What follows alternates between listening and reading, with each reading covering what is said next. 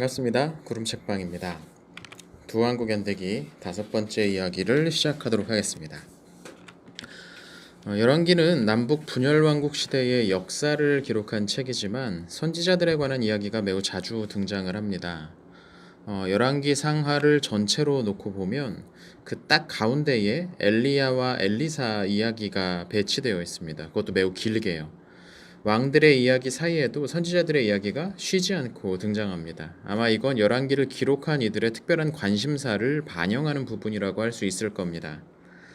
여로보암과 르호보암 이야기에도 선지자들이 빠지지 않습니다. 우선 여로보암이 왕이 될 것이라는 예언을 했던 아히야 선지자가 있죠. 같은 시기 남부 지역에서 활동했던 선지자가 스마야였습니다. 스마야는 예언보다는 어떤 조언자로서의 활동이 좀 두드러지는데요. 르호보암이 군대를 몰고 북부와 싸우려고 할 때 이걸 막아서거나 르호보암이 유다 산지 원주민들의 그 마음을 얻기 위해서 혼합 종교 정책을 펼 때 이를 비판하며 나서기도 했었습니다. 열왕기상 13장에는 이름이 알려지지 않은 또 한 명의 선지자가 등장합니다. 그는 하나님의 사람이라고만 불리죠. 아히야가 북부 지파들 가운데서 사역하고 스마야가 유다 왕궁 안에서 활동했던 것에 반해서 이 이름이 알려지지 않은 선지자는 유다 지파 출신임에도 불구하고 북부 왕국의 영토인 베델로 나아가서 사역을 했습니다. 그가 베델에 도착했을 때 당시 여로보암은 자신이 베델에 만든 그 신전에서 제사 의식에 직접 참여하고 있었습니다. 좀 뒤에 나오는 이야기지만 유다 왕국에서는 우시야 왕이 성전에서 하는 그 분향에 참여하려고 했다가 징계를 받았다는 내용이 있을 정도로 어떤 그 종교 의식과 권력자 사이에 긴장 관계가 나름 남아 있었던 것 같습니다. 하지만 여로보암의 금송아지 신전에서는 왕이 직접 분향하는 게 매우 자연스러운 일이었던 것 같습니다. 이걸 보면 금송아지 신전이 철저하게 왕권을 강화하기 위한 국가 종교의 성격을 가지고 있었다는 것을 추정할 수가 있습니다. 사실 당시의 대부분의 종교는 그렇게 현실의 권력을 유지하는 도구였습니다. 이 무명의 하나님의 사람은 베델의 제단을 향하여서 그것이 멸망하게 될 것이다 라고 예언을 선포합니다. 근데 그 예언의 내용이 흥미롭습니다. 훗날 다윗 왕조의 요시야라는 이름을 가진 왕이 나올 텐데 그가 이 제단을 무너뜨리게 될 것이라는 거죠. 근데 실제로 유다 왕국 말기에 요시야라는 이름의 왕이 나오고 그가 북왕국 지역까지 영향력을 발휘했던 것도 사실입니다. 근데 이게 너무나 절묘하게 맞아떨어지니까 어떤 사람들은 이 예언이 실제로 여로보암 시대에 있었던 게 아니고 나중에 북왕국을 폄훼하기 위해서 더해진 것이라고 해석하려고 합니다. 하지만 어떤 예언이 실제로 성취되었기 때문에 그 예언은 존재하지 않았을 것이라는 식으로 이해하는 건 조금 합리적이지 않은 것 같습니다. 애초에 예언이라는 게 불가능하다는 전제를 가지고 있었기 때문에 나올 수 있는 발상이지 딱히 증거가 없는 거죠. 만약에 그 전제가 틀렸다면, 그러니까 정말로 하나님께서 지상의 대리자들을 통해서 그분의 뜻을 말씀하신 적이 있었다면 이 선지자의 예언도 얼마든지 가능한 일이죠. 그리고 저는 또 이 일치를 좀 다른 식으로도 볼 수 있지 않을까 싶습니다. 앞서 이 예언이 존재하는 것이 이 전승으로 잘 전달되었다면, 그러니까 여로보암 시대로부터 실제 요시야 왕까지 북부 왕국까지 어떤 신앙적인 정결을 추진하려고 했던 왕이 스스로 요시야라는 이름을 선택함으로써 예언을 성취하려고 했을 수도 있다는 거죠. 실제로 왕들은 여러 개의 이름들을 가지고 있었으니까요. 물론 이건 어디까지나 추측이고 이 강의에서 남은 기록을 바탕으로 계속 이야기를 진행하려고 합니다. 그렇게 무명의 선지자가 예언을 한 직후에 실제로 금송아지 제단이 일부 붕괴됩니다. 이 분노한 여로보암이 그를 잡으려고 했다가 갑자기 손이 마비되는 증상까지 겪게 되죠. 그래서 깜짝 놀라서 자신의 명령을 철회합니다. 이후 무슨 생각이 들었는지 여로보암이 갑자기 무명의 선지자를 대접하려고 합니다. 아마도 그를 자신의 새 종교 정책에 이용하려고 했던 건 아닐까 싶습니다. 근데 선지자는 하나님께서 그곳에선 아무것도 먹지 말라고 하셨다는 말을 남기고 발길을 돌려 떠납니다. 근데 이해할 수 없는 건 그 다음의 일입니다. 그렇게 돌아가던 무명의 선지자를 베델에 있는 한 노인이 자신의 집으로 초대합니다. 흥미로운 건 성경이 그를 선지자라고 부르고 있다는 점이죠.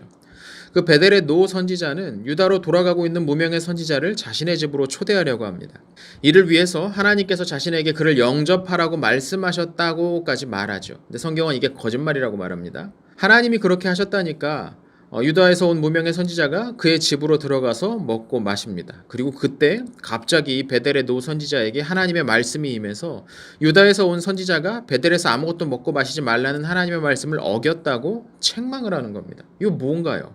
심지어 놀라서 돌아가던 무명의 선지자는 사자를 만나서 죽고 맙니다. 그런데 그 모습을 본 베델 출신의 그 노 선지자가 그의 시신을 장사 지냈다는 겁니다.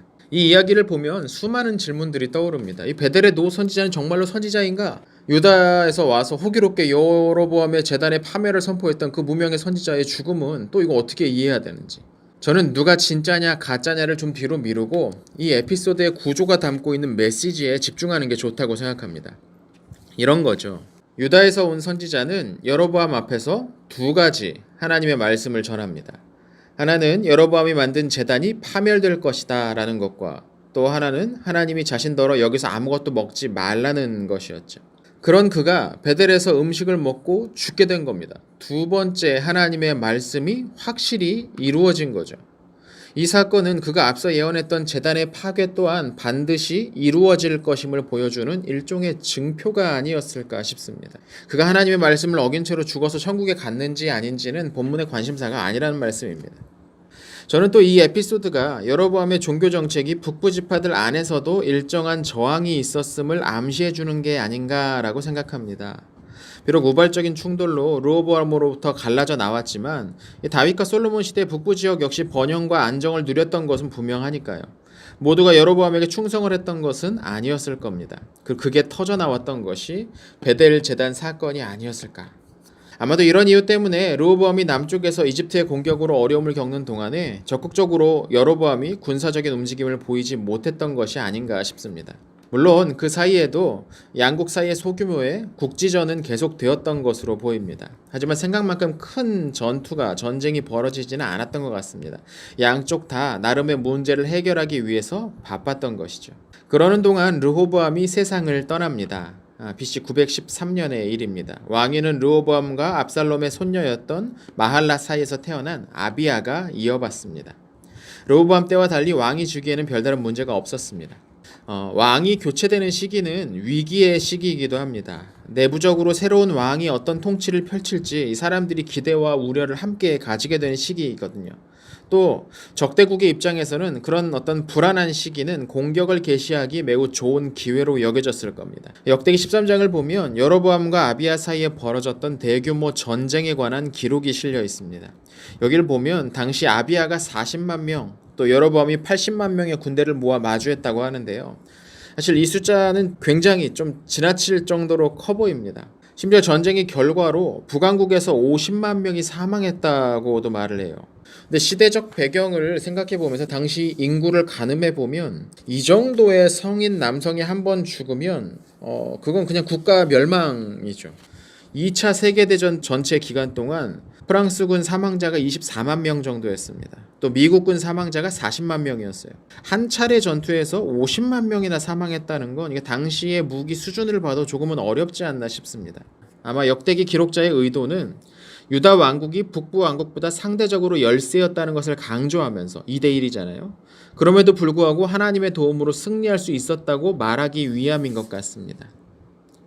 그러니까 80만과 40만은 양국의 국력 차이를 보여주는 숫자라는 거죠. 근데 여기에 실린 아비야의 전쟁 전 연설을 보면 두 왕국 사이에 일종의 체제 우월 경쟁이 있었던 것 같습니다. 누가 더 우월한가? 아비야는 북부 왕국을 남봉꾼과 잡배가 모여 만든 나라들이라고 지칭합니다. 반면에 자신의 나라를 다윗 자손의 손으로 다스리는 여호와의 나라라고 부르죠.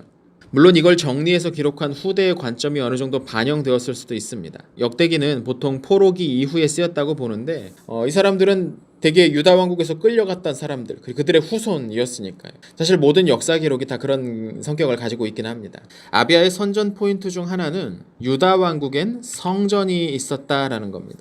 성전은 그 존재만으로도 우월함을 자랑할 수 있는 매우 중요한 상징적인 건축물이었던 거죠. 전투는 여로보암 쪽에 유리하게 진행됩니다. 상대에 비해서 압도적으로 많은 수의 군대를 데리고 내려왔던 그는 병력의 일부를 뒤로 돌려서 공격하게 합니다. 적을 포위해서 공격한다는 건 이 전술의 기본이죠. 하지만 역대기 기록은 하나님이 유다 지파를 도와서 이기게 하셨다고 말합니다.